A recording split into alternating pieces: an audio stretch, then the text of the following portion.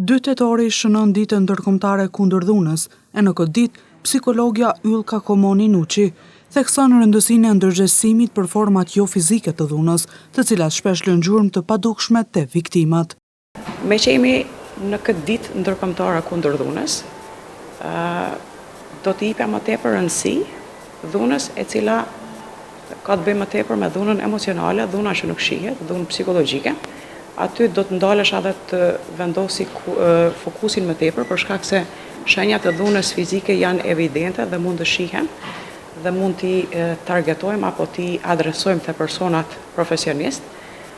ndërsa shenjat e dhunës psikologjike janë ato që lëjnë gjurmë dhe shumë më rrallë identifikohen. Aty do ta vendosja fokusin duke e cek rëndësinë e komunikimit, duke e cek rëndësinë e ndërveprimit, qoftë me personat e afër, me familjar, apo me